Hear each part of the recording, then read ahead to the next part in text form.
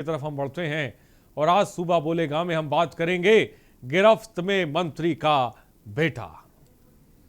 और इस बीच लखीमपुर खीरी से खबर आपको बताने जा रहे हैं, केंद्रीय गृह राज्य मंत्री का बेटा गिरफ्त में आ गया। बड़ी खबर इस वक्त की, पुलिस सुरक्षा में आशीष मिश्रा को जेल भेजा गया। सुबह से ही क्राइम ब्रांच की टीम आरोपी से पूछताछ कर रही है। मुख्य आरोपी से कोर्ट में पेशी के बाद भेजा गया जिला जेल। लखीमपुर खीरी से खबर, केंद्रीय गृह राज्य मंत्री का बेटा पुलिस की गिरफ्त में। पुलिस सुरक्षा में आशीष मिश्रा को जेल भेजा गया है।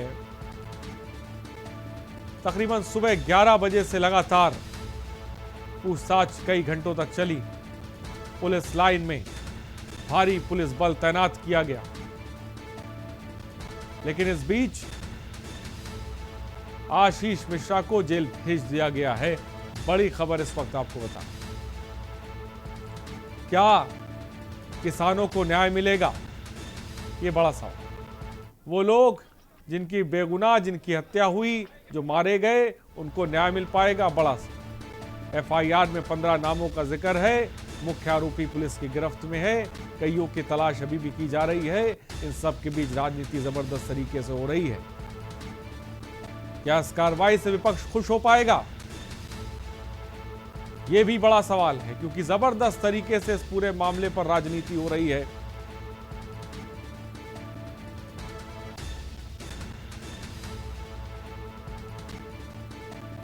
और सुप्रीम कोर्ट ने, आपको बता दें, फटकार भी लगाई थी इस पूरे मामले को लेकर, और कई जायज और अहम सवाल सुप्रीम कोर्ट की तरफ से पूछे गए थे। वो ग्राफिक्स के जरिए भी हम आपको दिखा रहे हैं।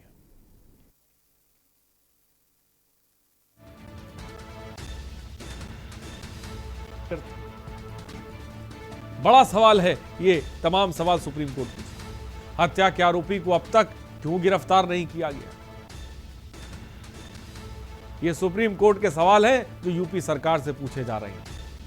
ऐसा करके देश को क्या मैसेज देना चाहते हैं आप? ये सरकार से सवाल। तो कई अहम सवाल।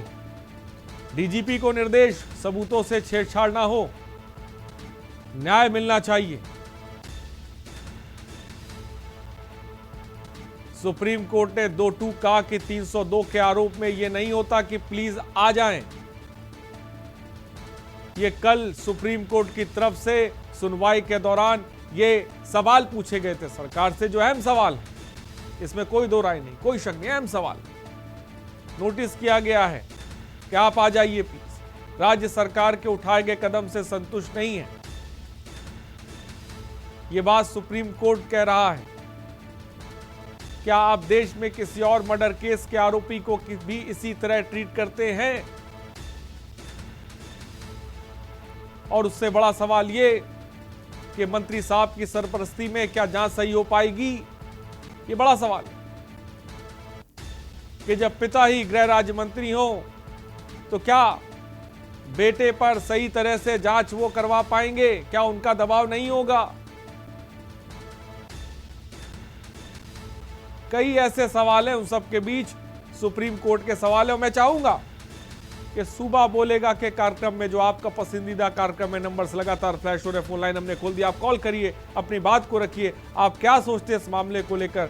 सुप्रीम कोर्ट के सवालों को किस तरह से आप देखते हैं? इस गिरफ्तारी को आप किस तरह से देखते हैं? इस पूरे घटनाक्रम को आप किस तरीके से देखते हैं? मैं चाहूंगा कि आज आप बात रखें। बड़ी खबर इस वक्त आपको बता रहे हैं, बड़े सवाल इस वक्त हम उठा रहे हैं जो सुप्रीम कोर्ट के ग्राफिक्स के जरिए आपकी टीवी स्क्रीन पर चल रहे हैं। और इन सब के बीच मुख्य आरोपी की गिरफ्तारी, और गिरफ्तारी के बाद पूछताछ, और पूछताछ के बाद जेल भेजा। बड़ी खबर इस वक्त आपको बता रहे हैं। नंबर्स लगातार फ्लैश हो रहे हैं, आप कॉल कर सकते हैं, अपनी राय, अपनी बात सुबह बोलेगा के कार्यक्रम में रख सकते हैं।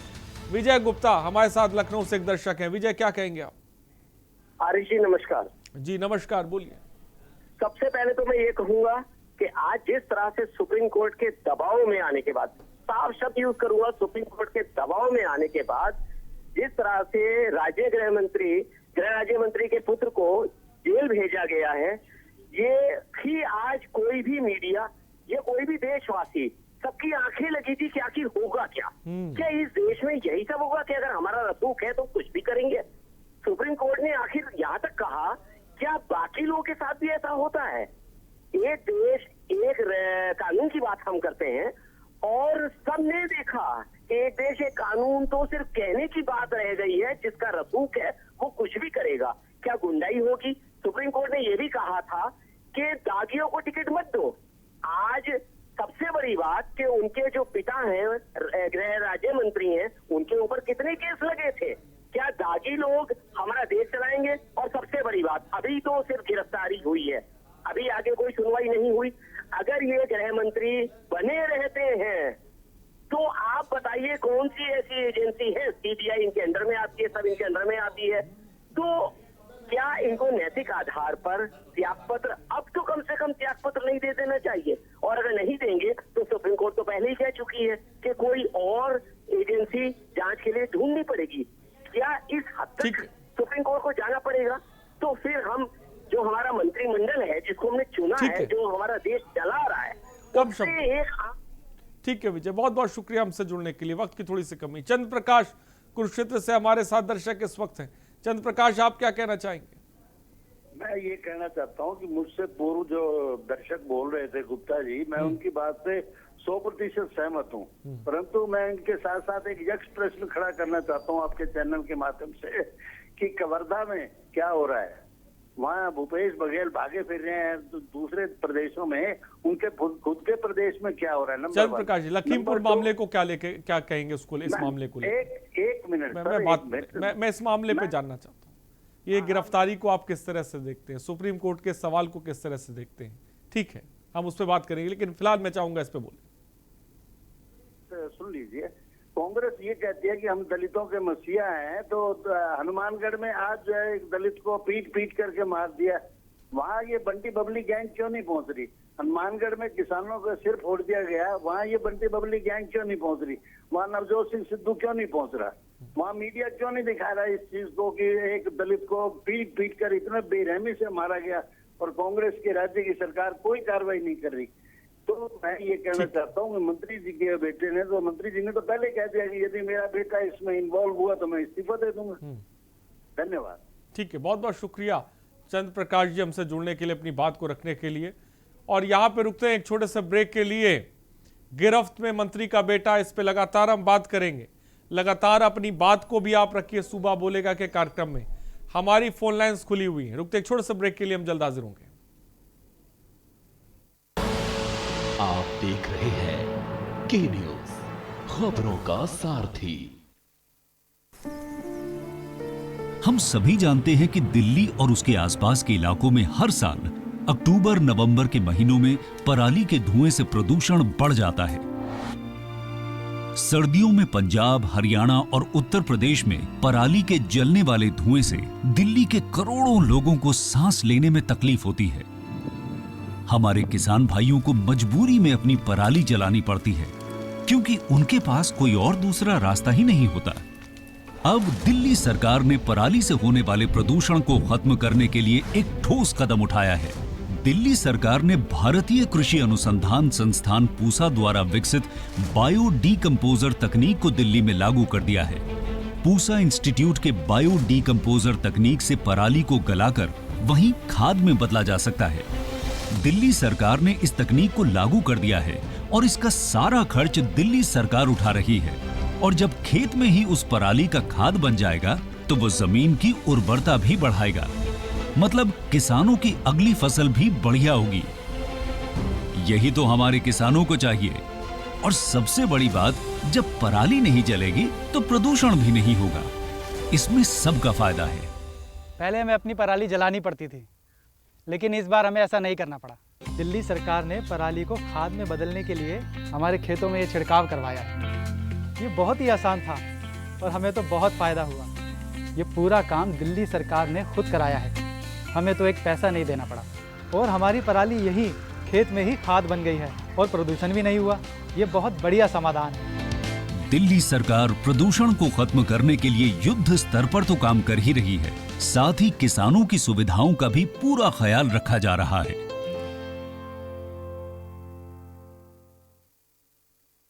जुबान के लिए उड़ चला गैरों की ज़मीं पर, खुशबू अपने पन की ढूंढता और दूर कितना भी जा, इस जुबान से दूर ना जा पाओगे। विमल, बोलो जुबान केसरी। आप देख रहे हैं के न्यूज़, खबरों का सारथी। ब्रेक के बाद आपका स्वागत है। तो आज हम बात कर रहे हैं गिरफ्त में मंत्री का बेटा और इस पूरे मामले को लेकर जो कल सुप्रीम कोर्ट ने अहम सवाल पूछे हैं राज्य सरकार से, वो भी ग्राफिक्स के जरिए हम आपको दिखा रहे हैं। नंबर्स लगातार फ्लैश हो रहे हैं, आप कॉल कर सकते हैं, अपनी बात को रख सकते हैं। क्या आप देश में किसी और मर्डर केस के आरोपी को इसी तरह का ट्रीट करते हैं? ये बड़ा सवाल है। 302 मुख्य आरोपी क्या इस तरह से ट्रीट किया जाता है? आपने देखा है, शायद हम पहली बार ऐसा देख रहे हैं कि इस तरह से ट्रीट किया जा रहा है। सुबह 11 बजे से पूछताछ की जाती है और उसके बाद अब जेल भेज दिया जाता है आशीष मिश्रा को। लेकिन इन सब के बीच बड़ा सवाल ये उठता है, क्या इस कार्रवाई से किसान खुश होंगे? आमिर रजा हमारे संवाददाता इस खबर पर अधिक जानकारी के साथ जुड़ गए हैं। आमिर, ताज़ा अपडेट इस वक्त आपके पास क्या है? आशीष मिश्रा को पूछताछ के बाद जेल भेज दिया गया है। पूछताछ के बारे में क्या कुछ जानकारी मिल पा रही है? क्या सवाल उनसे पूछे गए, किन सवालों के उन्होंने जवाब दिए, इसके बारे में आमिर क्या जानकारी आपके पास है? देखिए, क्या सवाल पूछे गए बंद कमरे में, क्या उनसे जवाब दिए, ये तो अभी सामने नहीं आया। लेकिन ये तय है कि जिस तरीके से शुरुआत में ही ये लग रहा था कि इन सवालों से जो एसआईटी है वो संतुष्ट नहीं है, अगर संतुष्ट होते तो शायद पूछताछ में इतना समय न लगता। और दूसरी बात, जिस तरीके से विपक्ष लगातार बात कर रहा है कि इसके उनके जो इनके गृह राज्य मंत्री के रहते उनके पुत्र के साथ में जो पूछताछ की जा रही है, गृह राज्य मंत्री के पुत्र को जो आरोपी बनाया गया उसके खिलाफ जो कार्रवाई है वो होगी भी विधिवत, जिस पर सवाल हमेशा विपक्ष उठाता रहा है। उसके बाद वो सवाल अभी तक बरकरार है कि मंत्री पद के रहते हुए ये सारी पूछताछ की जा रही है। अब जाहिर सी बात है कि किसी अपराधी से, किसी वांटेड से अगर पूछताछ की जाती तो जिस तरीके से 7 घंटे लगभग होने को है, 7 घंटे से लगातार पूछताछ हो रही है, उसके बाद पूछताछ का कौन सा वो पहलू था जिसके लिए इतनी देर लगती? जाहिर सी बात है पूछताछ तो 1-1.5 घंटे के अंदर कंप्लीट हो गई होगी, लेकिन उसको जेल भेजा जाना है, किस तरीके से जेल भेजा जाना है, किस तरीके से उसको हिरासत पे लेना है, इन सब चीजों जरूर मंत्रणा हो रही थी। वही वजह है कि इतनी देर तक एसआईटी को लगाना, एसआईटी की जो निर्णय लेना था उसको इतनी देर लगी। आमिर सरेंडर किया आशीष मिश्रा ने, कहा था आशीष मिश्रा, आखिर क्यों पुलिस पहुंच नहीं पा रही थी? तमाम सवाल ऐसे हैं, आखिर कहाँ था इतने दिनों से आशीष मिश्रा? और उसके बाद सरेंडर करने के लिए अचानक आज 10:30 बजे के आसपास पहुंच जाते हैं। देखिए, जिस तरीके से पुलिस लगातार बता रहे थे कि सरेंडर कर रहे हैं, हम आपको बता दें कि पुलिस ने अभी तक एक बार भी सरेंडर करने के लिए ना उनके घर पर किसी भी तरीके की रेड डाली, ना किसी भी तरीके की ये कोशिशें की गई कि वो कहाँ है। क्योंकि यहाँ तक आपको बता दें, जिस तरीके से उनके घर पर नोटिस चस्पा की गई है, वो नोटिस चस्पा करने का कोई नहीं है, क्योंकि उनको वो नोटिस उनके बाहर के लोगों को देना था। लेकिन अगर पुलिस अपना काम करती तो जाहिर सी बात है उनसे मिल के या उनके परिवार के किसी से। आमिर, आप बता सकते हैं जो घर पे नोटिस चस्पा किया गया था उस पर किस लहजे में क्या लिखा गया था? पहले जो नोटिस उनको दी गई थी उसमें ये लिखा था कि सीआरपीसी की धारा 160 के तहत आपको पूछताछ के लिए बुलाया गया है। आप अपने पक्ष, किसी को भी सीआरपीसी की 160 के तहत बुलाया जा सकता है किसी मुकदमे में जिसका अनुमान हो या जिससे उसको पुलिस उसे पुलिस को लग सकता है कि इससे कुछ जानकारी मिल सकती है। उनको बुलाया गया था, मेहमान की तरह उनको आमंत्रित किया गया था कि वो आए और अपनी बात कहें। जब वो नहीं आए तो दूसरे दिन फिर एक बार उनको नोटिस उसी धारा के तहत दी गई और उसके बाद फिर एक रिक्वेस्ट की गई कि आप आइए, अपनी बात कहिए। और उसी के तहत आज वो 10:36 पर SIT सेल के सामने क्राइम ब्रांच ऑफिस में आए। तब से लगातार उनसे पूछताछ होती रही। अब जाहिर सी बात है, जो पूछताछ हो रही थी वो घंटा 1.5 घंटा चलती, लेकिन जिस तरीके से लगभग 7 घंटे हो गए हैं, 7 घंटे से मुझसे पूछताछ होने की बात आई, उसके बाद जिस तरीके से हिरासत में लिया गया, इसका कोई आधिकारिक बयान नहीं दिया जा रहा। कहीं ना कहीं जो पूरी प्रक्रिया है उसमें जो बात विपक्ष कहता चलाया था कि सारी पूछताछ में कहीं ना कहीं जो वो मंत्री पद है वो जरूर आड़े आएगा, वो जरूर दिखाई दे रहा है।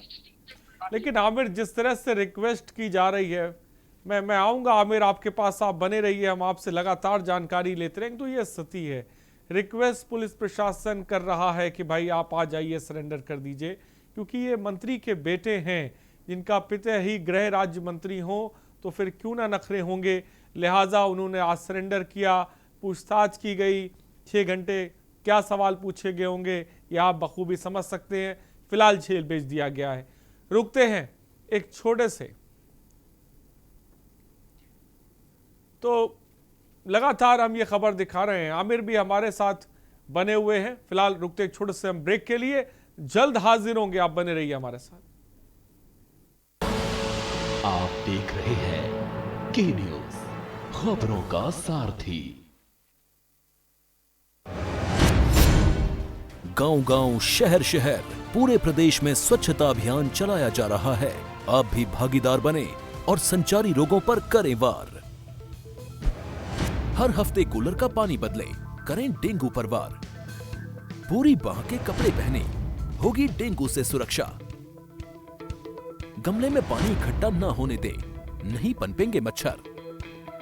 सोते समय मच्छरदानी लगाएं, होगी मच्छरों से सुरक्षा। पानी की टंकी को ढक कर रखें और नियमित सफाई करें। हाथों को स्वच्छ रखें। पानी को ढक कर रखें और उबाल कर पिएं। मिलकर हम सब करें मच्छरों पर वार। डेंगू, चिकनगुनिया और मलेरिया से सुरक्षित रहे घर परिवार। लक्षण दिखने पर नजदीकी स्वास्थ्य केंद्र पर तुरंत चिकित्सकीय परामर्श लें। स्वस्थ रहने के लिए जरूरी है स्वच्छता। तो आइए हम सब मिलकर स्वच्छता को अपनाएं और डेंगू जैसी खतरनाक बीमारियों को जड़ से मिटाएं। आइए हम सब मिलकर के हर प्रकार के संचारी रोग पर प्रभावी नियंत्रण करने के लिए, संचारी रोग के लिए चलाए जा रहे इस अभियान में सहभागी बने और अपने वर्तमान और भविष्य को सुरक्षित रखें। इस पूरे अभियान के प्रति मेरी शुभकामनाएं। 2 गज की दूरी, मास्क है जरूरी। खुदी को आजमाया है तो ये अंदाज आया है। खुदी को आजमाया है तो ये अंदाज आया है। तुम में भी मैं हूं, शुद्ध प्लस पान मसाला। आप देख रहे हैं के न्यूज, खबरों का सारथी। और ब्रेक के बाद आपका स्वागत है। कुछ दर्शक इस बीच हमारे साथ जुड़ गए हैं। पीसी पाल प्रतापगढ़ से इस बीच एक दर्शक हैं। पीसी पाल जी, आप क्या कहना चाहेंगे? पीसी पाल जी, क्या मेरी आवाज आप तक पहुंच रही है? तो शायद उन तक मेरी आवाज नहीं पहुंच पा रही। अशोक गोरखपुर से इस बीच दर्शक हमारे साथ हैं। अशोक, आप क्या कहना चाहेंगे? हाँ सर जी, नमस्कार। बहुत ही अच्छा लगा जो कि आप दर्शकों की राय इस मामले पर ले रहे हैं जो है, और हमारा 2-4 बिंदुओं पर अपना विचार देना चाहेंगे। लखीमपुर खीरी की जो घटना हुई है बहुत ही दुखद है और इसकी निष्पक्ष जो है, जो भी जिम्मेदार हैं उनके ऊपर कार्रवाई होनी चाहिए। लेकिन इसके साथ साथ मेरा यह भी कहना है कि यह खीरी लखीमपुर की घटना कहीं न कहीं किसान आंदोलन का ही एक हिस्सा है और हमें जरूर जानना चाहिए कि आखिर ये उतावलापन क्यों हुआ जो है, क्योंकि मुख्यतः मैं जान रहा हूं कि किसान संगठनों के जो नेता हैं उन्हीं की वजह से ये घटनाक्रम हुआ है और सुप्रीम कोर्ट को भी और जो भी सर, आपको क्या लगता है किसानों ने ये कहा होगा नेताओं ने कि गाड़ी चढ़ा दो? नहीं, किसानों ने नहीं कहा, लेकिन माननीय सर्वोच्च न्यायालय ने अपने टिप्पणियों में ये भी कहा है कि जब ऑलरेडी मैंने जो है उस पर जो भी सरकार ने नियम बनाया है उस पर लगा दिया है। ठीक है, बहुत बहुत शुक्रिया अशोक हमारे साथ जुड़ने के लिए, अपनी बात को रखने के लिए। नंबर्स लगातार फ्लैश हो रहे हैं, फोन लाइन हमने खोल रखी है, आप कॉल कर सकते हैं सुबह बोलेगा के कार्यक्रम में। आज जिस तरह से आशीष मिश्रा की गिरफ्तारी हुई है उसको लेकर आप क्या सोचते हैं? मैं चाहूंगा कि आप अपनी बात को रखें। आमिर रजा हमारे संवाददाता इस बीच हमारे साथ हैं। आमिर, विपक्ष का क्या रुख है, क्या कहना है? क्योंकि हमने देखा सिद्धू ने जिसे कह सकते हैं अनशन रखा था और भूख हड़ताल पर वो थे, उन्हीं ने जो है अनशन तोड़ दिया है। क्या वो इस तरह की गिरफ्तारी से जो इस वक्त आशीष मिश्रा को जेल भेजा गया है, विपक्ष क्या इससे खुश है? क्योंकि विपक्ष न्याय की मांग कर रहा था, कार्रवाई हुई है, विपक्ष का रुख क्या है? देखिए, जिस तरीके से किसान नेता राकेश टिकैत ने कहा था कि हमारी जो मांगे हैं उसमें 3-4 मांगे हैं। एक मांग उनकी ये थी कि मृतक आश्रितों को मदद की जाए, इसके अलावा जो उनके परिवार के मैं आमिर आऊंगा। संजय गाजियाबाद से इस बीच एक दर्शक है। संजय, आप क्या कहना चाहेंगे? जल्दी से अपनी बात को रखें। संजय, जल्दी से अपनी बात को रखें, वक्त की कमी है, जल्दी से बोलिए जी। उस पे सारे दल जो हैं, सारा मीडिया चैनल फोकस किया हुआ है, लेकिन जो 7 महीने से हाईवे जाम है जिसमें इस देश की आम जनता जो सुबह अपने घर से निकलती है और रात में 4-4 घंटे काटने के बाद वापस आती, कभी उस पर भी कवर कर लीजिए। 7 महीने से जो नेशनल हाईवे जाम कर रखे हैं सो कॉल्ड किसानों के नाम पे जो गुंडे बैठे हुए हैं, जो आम जनता त्रस्त कर रखी है, कभी उस पर भी आप लोग कवर कर लें कि आम जनता को कितना कष्ट उठाना पड़ रहा है। बेशक हम संतोष जी उसको भी कवर करते हैं, बेशक हम उसको भी कवर करते हैं। आज की गिरफ्तारी को लेकर आप क्या कहना चाहेंगे? ठीक है, राकेश लखनऊ से इस बीच एक दर्शक हमारे साथ है। राकेश जी, आप क्या कहना चाहेंगे? हाँ सर, ये जो घटना हुई है इसमें अभी तक गिरफ्तारी नहीं हुई है और मंत्री का बेटा होने के कारण जो है जिस तरह ढिलाई दिखाई जा रही है ये बहुत आपत्तिजनक है। और इस तरह के मामलों में एक सरकार की छवि भी खराब होती है और देश का गृह मंत्री, राज्य मंत्री का बेटा अगर ऐसी हरकतें कर रहा है और दोष है या नहीं है वो जांच का विषय है, लेकिन अरेस्टिंग होनी चाहिए और मंत्री को इस्तीफा भी देना चाहिए। ठीक है, बहुत बहुत शुक्रिया राजेश, बहुत बहुत शुक्रिया राजेश। देहरादून से जल्दी एक दर्शक हमारे साथ है। राजेश जी, आप क्या कहना चाहेंगे? चाह रहा हूँ। हाँ राजेश जी, बोलिए बोलिए, आपकी आवाज आ रही है। समाज के अंदर जो नेता व्यवहार करता है वही समाज का सिद्धांत होता है, तो ये सब चीजें ऊपर से चली आ रही है, नीचे तक चलती रहेंगी और अभी कुछ भी सुधार की गुंजाइश नहीं है, अभी और बढ़ेंगे मामले। ठीक है, बहुत बहुत शुक्रिया जी, बहुत बहुत शुक्रिया राजेश जी हमसे जुड़ने के लिए, अपनी बात को रखने के लिए। नंबर्स फ्लैश हो रहे हैं, आप क्या कहेंगे लखीमपुर खीरी घटनाक्रम को लेकर, कांड को लेकर, और इस वक्त इस मामले में जिस तरह से कार्रवाई हुई उसको लेकर आप क्या सोचते हैं? आमिर रजा हमारे साथ हैं, चंद्रमणि हमारे साथ लखनऊ से इस वक्त जुड़े हुए हैं। चंद्रमणि के पास जाएंगे, लेकिन मैं चाहूंगा कि आमिर जल्दी से बताएं विपक्ष का रुख क्या है इस कार्रवाई को लेकर।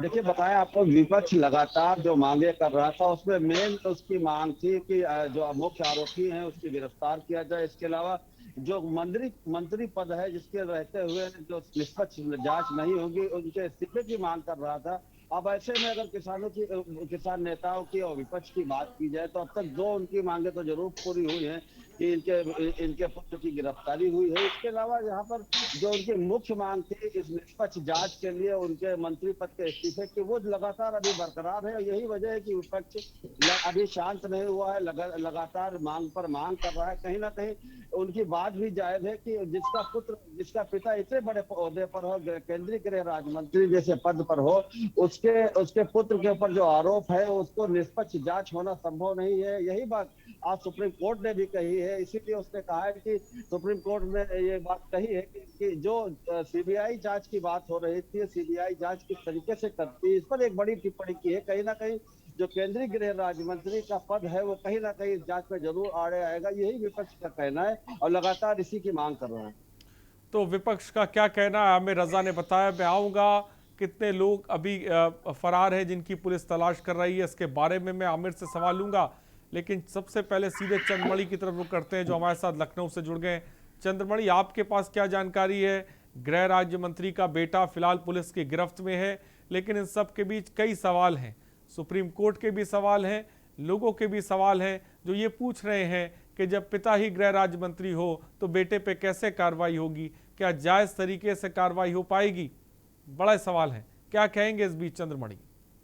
ये निश्चित तौर से अगर ये सबके मन में सवाल आता है कि जब पिता केंद्रीय गृह राज्य मंत्री है तो बेटे पर कार्रवाई कैसे होगी, लेकिन कानून व्यवस्था पर भरोसा जरूर रखना चाहिए क्योंकि उसी गृह राज्य मंत्री के बेटे के खिलाफ एफआईआर लिखी गई है और उसी से 10 घंटे पूछताछ हुई और अब ऐसी बातें भी आ रही है कि उन्हें जेल भेजने की तैयारी की जा रही है। तो जो कानून पर विश्वास रखते हैं उन्हें जरूर ये ध्यान में रखना चाहिए कि कानून से बढ़कर इस देश में कुछ भी नहीं है। तो अब दूसरे प्रकरण पे आते हैं कि विपक्ष लगातार ये मांग कर रहा है कि जो केंद्रीय गृह राज्य मंत्री है वो इस्तीफा दे, क्योंकि कोई भी जांच होगी तो पहले कोई भी जांच अधिकारी अगर जाएगा मंत्री के पास में। मैं चंद्रमणि आपको रोकना चाहूंगा, अतुल गोंडा से इस बीच एक दर्शक हमारे साथ हैं। अतुल, आप क्या कहना चाहेंगे? मैं ये कहना चाहता हूँ, ठीक है आशीष मिश्रा को आपने गिरफ्तारी हो गई, बट जो किसान उस ड्राइवर को मारा था उनके ऊपर ना अभी एफआईआर हुआ, उनकी इंक्वायरी क्यों नहीं हो रही है? ठीक है अतुल, बहुत बहुत शुक्रिया हमसे जुड़ने के लिए, अपनी बात को रखने के लिए। चंद्रमणि अपनी बात को पूरा करें। हम कह रहे थे, विपक्ष की बात कर रहे थे कि विपक्ष क्या कह रहा है। विपक्ष की तरफ से साफ तौर से यही कहना, चाहे अखिलेश यादव की बात हो चाहे प्रियंका गांधी की। अखिलेश यादव ने आज भी कहा कि ये सम्मान नहीं है, सम्मान है। तो उनके वाक्यों को समझना चाहिए कि जब केंद्रीय गृह राज्य मंत्री का बेटा है, अगर केंद्रीय मंत्री से कुछ चीज की पूछताछ होती है तो कोई भी अधिकारी जाएगा तो पहले उन्हें सल्यूट करेगा और फिर पूछताछ के बाद भी सल्यूट करेगा। तो इस तरह की जो कमियां आ रही उनको जरूर ध्यान में देना चाहिए, क्योंकि केंद्रीय मंत्री रहते हुए जांच निष्पक्ष तरीके से हो ऐसा संभव नजर नहीं आ रहा है। लेकिन अगर कानून पर भरोसा है और ये सरकार जैसा कहती है कि कानून सबके लिए एक जैसा, अगर उससे उदाहरण प्रस्तुत करना है तो इस तरह की कार्रवाई करनी होगी कि जहां पर केंद्रीय गृह राज्य मंत्री का बेटा संलिप्त है तो उस पर कार्रवाई हो। और जब बेटा संलिप्त है तो पिता का भी नाम आना चाहिए, क्योंकि क्या बिना पिता की इजाजत के वो बेटा वहां पर पहुंच गया था? क्या सारे कार्य बेटे ने अपनी मर्जी से किया, पिता से कुछ नहीं पूछा?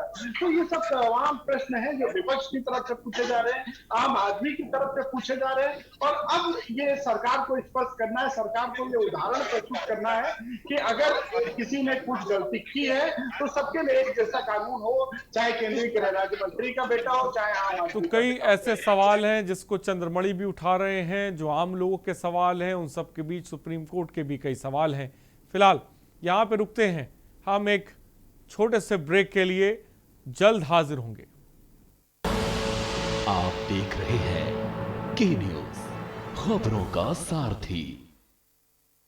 जुबान के लिए उड़ चला गैरों की ज़मीं पर, खुशबू अपने पन की ढूंढता और दूर कितना भी जा, इस जुबान से दूर ना जा पाओगे। विमल, बोलो जुबान केसरी। हमारे साथ मौजूद है कैबिनेट मंत्री रेखा आर्य जी। एक महिलाओं के लिए कमेटी गठित की गई थी, उसमें कितनी प्रोग्रेस है? महिला आयोग लगातार उस पर काम करता है। जो नशे को लेकर के क्या आप लोगों की मुहिम है? जो कोरोना काल चला है उसमें जिन बच्चों ने अपने माँ बाप को खो दिया, सरकार द्वारा जो है उनको किस तरीके की मदद दी जा रही है? वात्सल्य योजना के रूप में उनके लिए एक योजना लेकर आए हैं। माननीय मुख्यमंत्री जी ने अपनी भूमिका जो है वो मामा के रूप में स्वीकार करी है और मैंने अपनी भूमिका बुआ के रूप में स्वीकार करी है। मैं यही कहूँगी आप लोगों के माध्यम से, के न्यूज़ के माध्यम से, कि ऐसे बच्चों को जहाँ कहीं भी अपनी बुआ की आवश्यकता हो, मामा की आवश्यकता हो, वो ज़रूर हमसे संपर्क करें।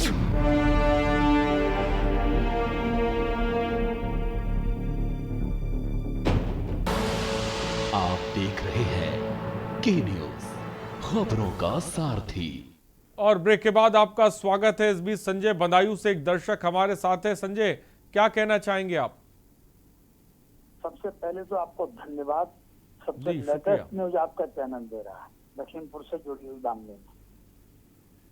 और दूसरा ये, मंत्री जी के बेटे ने जो आपके यहाँ, उस तो मैंने देखा अभी वीडियो दिया है, उससे भी क्लियर हो रहा है।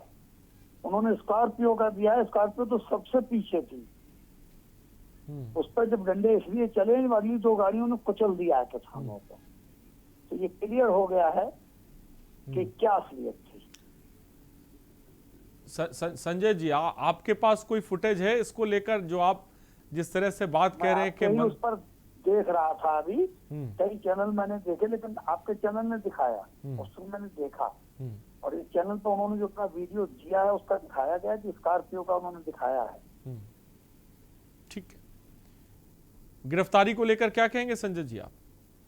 अगर गिरफ्तारी वाकई में हुई जैसा कि आपके चैनल ने बताया है, तो ये न्यायिक बात है। जो लोग हाँक रहे थे कि आप निर्दोष हो, इनको पहले ही गिरफ्तारी देनी चाहिए। अगर आप निर्दोष थे और इतने सबूत आपके पास मजबूत थे, तो 3 दिन तक 4 दिन तक आपको आंख मिचोड़ने की क्या जरूरत थी पुलिस से? कि आप नेपाल चले गए और आप उत्तरांचल चले गए, सीधे सीधे आप जाते। आपके ऊपर तो 3rd डिग्री का भी डर नहीं था, सत्ता आपकी, मिनिस्टर आपके फादर हैं। बड़ी बात संजय जी आपने कही। फिलहाल बहुत बहुत शुक्रिया हमारे साथ जुड़ने के लिए संजय जी, और अपनी बात को रखने के लिए। आमिर रजा हमारे साथ हैं। आमिर, तमाम दर्शक इस वक्त हमारे साथ जुड़ रहे हैं, अपनी बात को रख रहे हैं, इस पूरे घटनाक्रम को लेकर मुख्तलिफ लोगों का नज़रिया है उसको वो पेश कर रहे हैं। लेकिन मैं FIR की बात करूं तो कितने लोग थे जिनके नाम FIR में हैं, कि जैसा कि हम देख रहे हैं मुख्य आरोपी पुलिस की गिरफ्त में हैं, लेकिन तमाम लोगों को हमने देखा जो गाड़ियों से उतर के भाग रहे थे। ये कहाँ पर हैं? क्या इनके बारे में पुलिस कुछ पता लगा पाई है? अब तक कितने आरोपी ऐसे हैं जिनको पुलिस अभी तक नहीं ढूंढ पाई है? इसमें जो FIR दर्ज की गई थी उसमें जो मुख्य आरोपी बनाया गया था वो आशीष मिश्रा और मोनू को बनाया गया था। इसके अलावा इसमें 15 से 20 मैं रोकना चाहूंगा आमिर, आचार बहुगुणा इस बीच नैनीताल से एक दर्शक है, मैं चाहूंगा क्योंकि दर्शकों का प्रोग्राम है तो मैं उनको भी प्राथमिकता पे रखूंगा। आचार बहुगुणा जी, आप क्या कहना चाहेंगे? जी नमस्कार। नमस्कार, बोलिए सर। धन्यवाद, ये न्यूज से का धन्यवाद कि वो इस मामले को पब्लिक डोमेन में लाए और जनता की आवाज को सार्वजनिक करने का प्रयास किया। पहले तो आपका धन्यवाद। उसके बाद उससे बड़ी बात यह है कि सुप्रीम कोर्ट का, विशेषकर सुप्रीम कोर्ट का धन्यवाद, क्योंकि आज भी इस देश में न्याय व्यवस्था बची हुई है और देश में न्याय व्यवस्था के चलते, न्यायिक प्रणाली के चलते, सुप्रीम कोर्ट की पहल के चलते आज जो है ये अभियुक्त इस अंजाम तक लाया गया।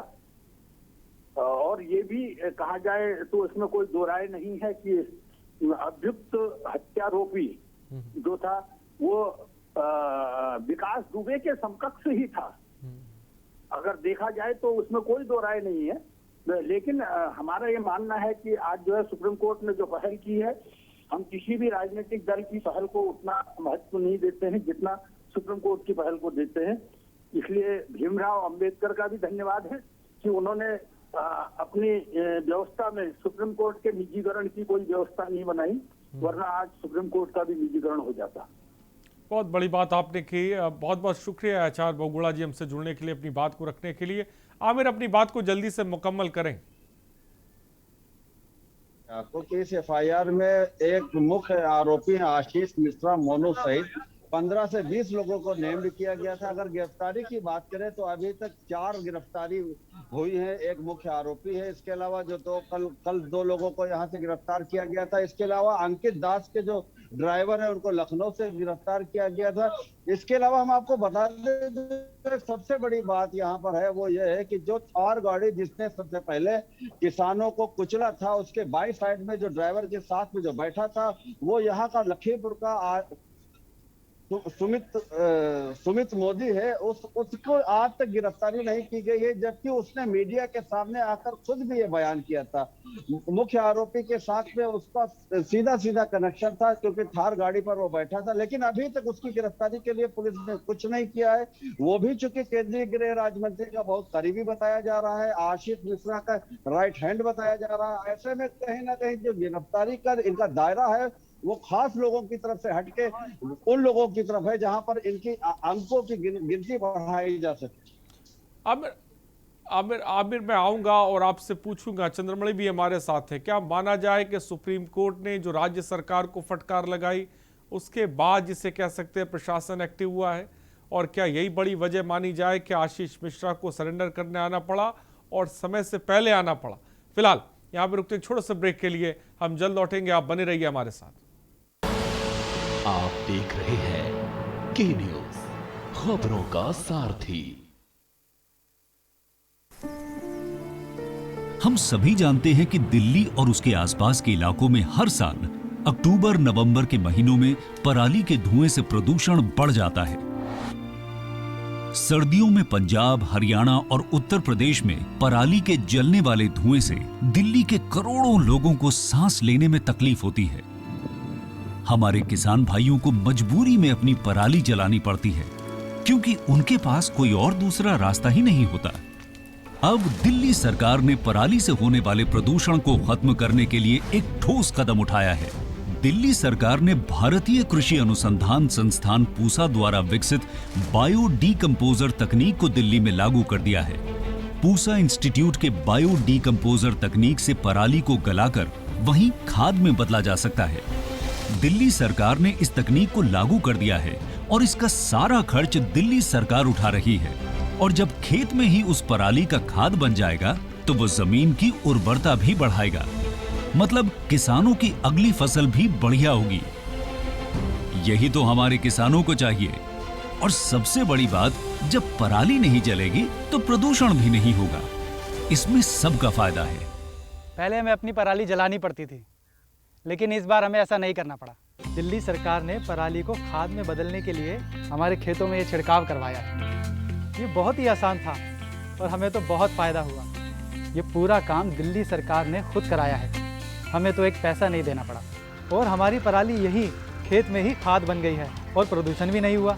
ये बहुत बढ़िया समाधान है। दिल्ली सरकार प्रदूषण को खत्म करने के लिए युद्ध स्तर पर तो काम कर ही रही है, साथ ही किसानों की सुविधाओं का भी पूरा ख्याल रखा जा रहा है।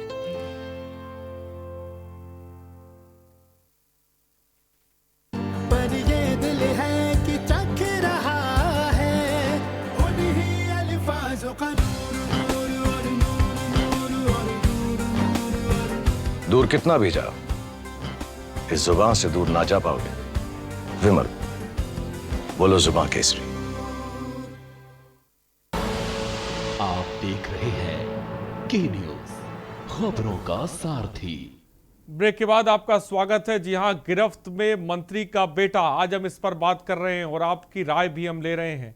सूबा बोलेगा में हमने नंबर फ्लैश लगातार हमारे हो रहे हैं नंबर्स, आप कॉल करिए, अपनी बात को रख सकते हैं। हमारे संवाददाता लखनऊ और लखीमपुर खीरी से भी जुड़े हुए हैं और तमाम दर्शक भी अपनी लगातार प्रतिक्रिया दे रहे हैं। और के न्यूज़ लगातार किसानों के मुद्दे को लेकर और लखीमपुर के कांड को लेकर लगातार आपको अपडेट लेता रहा है। जब ये मामला सामने आया, उस बात से लेकर तमाम वीडियो जो सोशल मीडिया पर आए, जो हमारे पास आए, हमने वो भी आपको दिखाए।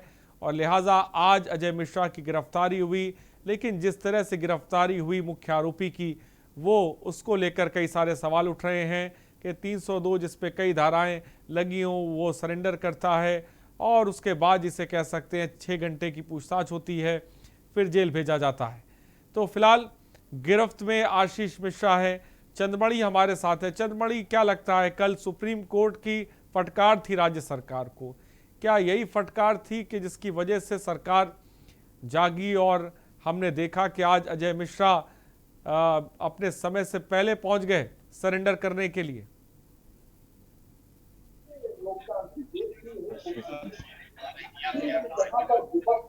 अपनी आवाज पता है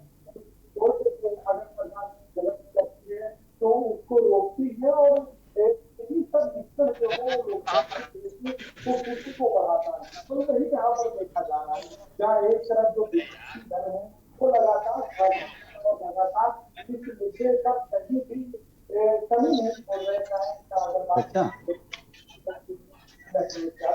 और इसके बाद में जो है हमने देखना चाहिए कि किस तरह से आंदोलन के आगे भी जहाँ प्रियंका यात्रा करने जा रही किसान न्याय यात्रा और प्रधानमंत्री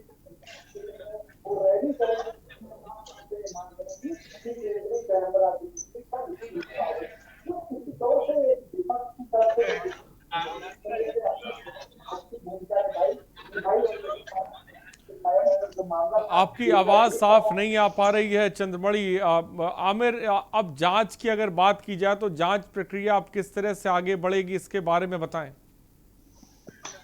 देखिए, फिर एक बार सवाल उठता है कि जांच प्रक्रिया जो उठेगी वो कितनी निष्पक्ष होगी, उसमें क्या होना है, क्योंकि यही सवाल तो विपक्ष भी उठा रहा है। इसी सवाल पर एक सवाल सुप्रीम कोर्ट से भी खड़ा किया गया। जाहिर सी बात है, बात ये हो रही थी कि इसकी जांच को क्राइम ब्रांच को दे दिया जाए, फिर इसके बाद ये आई कि SIT सेल करेगी। इसके अलावा एक बात है कि इसकी जांच को CBI करेगी। लेकिन कहीं ना कहीं जो जांच है वो सारी जांच मंत्री पद के रसूख के आगे दबी हुई दिखाई दे रही है। अब देखना यह है कि सुप्रीम कोर्ट के संज्ञान लेने के बाद इस पूरे घटनाक्रम की किस तरीके से जांच होती है, क्योंकि जांच का सारा पहलू कहीं ना कहीं आज जिस तरीके से अपनी बात कहने के लिए केंद्रीय गृह राज्य मंत्री के पुत्र इस घटना के मुख्य आरोपी आए थे, तो जाहिर सी बात है पुलिस से बचने के लिए आज उनके पास जितने साक्ष्य थे वो सारे लेके आए थे। ऐसे में देखना है कि चूंकि सारे साक्ष्य उपलब्ध हैं, पुलिस ने अपने साक्ष्य कलेक्ट कर रही है। आमिर बता सकते हैं वो आमिर बता सकते हैं कि वो किस तरह के साक्ष्य बचने के लिए लेकर आए थे, किस तरह का वीडियो लेकर आए थे, या उस वीडियो में क्या था? इसके बारे में अगर कोई जानकारी आपके पास हो तो मैं चाहूंगा कि दर्शकों से साझा करें। देखिए, जिस तरीके से घटना होती है, घटना के बाद जब केंद्रीय गृह राज्य मंत्री प्रेस के सामने आते हैं तो एक ही बात कहते दिखाई देते हैं कि जब ये घटना हुई थी तो उनका पुत्र उस घटना से कुछ दूरी के ऊपर बनवारीपुर, जहां पर दंगल चल रहा था, जो केंद्रीय गृह राज्य मंत्री का घर है जहां पर, वहां पर थे। ऐसे में बस अगर साक्ष्य की बात आती है तो कहीं ना कहीं वो वीडियो आज SIT के सामने पेश किए हैं, जिस वीडियो में केंद्रीय गृह राज्य मंत्री का पुत्र आशीष मिश्रा जो मुख्य आरोपी है वो दंगल में खड़े हैं। कहीं ना कहीं उसी के साथ में सोशल मीडिया पर एक वीडियो एक फोटो जरूर वायरल हो रहा है, जिसमें जो थार गाड़ी से उतरता हुआ सुमित जायसवाल मोदी है, उसके साथ आशीष मिश्रा के पुत्र खड़े हैं। ऐसे में उस सोशल मीडिया पर उस जो वायरल फोटो के साथ में ये सवाल खड़ा किया जा रहा है कि जब आशीष मिश्रा के साथ में खड़ा हुआ ये व्यक्ति थार गाड़ी में हो सकता है, तो फिर आशीष मिश्रा मोनू क्यों नहीं उस थार गाड़ी में हो सकते हैं, क्यों नहीं घटना स्थल पर हो रहे? कहीं ना कहीं इन जो साक्ष्य जो दिए थे, जो केंद्रीय गृह राज्य मंत्री के पुत्र है मुख्य आरोपी, उससे संतुष्ट नहीं हुई SIT सेल। यही वजह है कि उनको हिरासत में लिया, यही वजह है उनको जेल भेजने की तैयारी। फिलहाल बहुत बहुत शुक्रिया आमिर हमसे जुड़ने के लिए और तमाम जानकारी देने के लिए। चंद्रमणि, आपका भी बहुत बहुत शुक्रिया। और इस बीच एक दर्शक हमारे साथ देशबंधु कानपुर से हैं।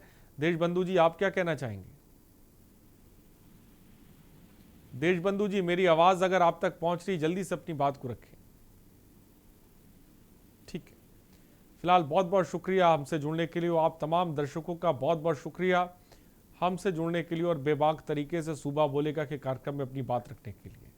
फिलहाल मंत्री के बेटे की गिरफ्तारी हो चुकी है और भी लोगों की गिरफ्तारी होनी है, लेकिन इस बीच सबसे बड़ा सवाल ये है, गिरफ्तारी के बाद क्या जांच निष्पक्ष तरीके से हो पाएगी? ये बड़ा सवाल है। फिलहाल सूबा बोलेगा में इतना ही। बने रहिए हमारे साथ। नमस्कार। इस कार्यक्रम के प्रायोजक करता है गोल्डी मसाले।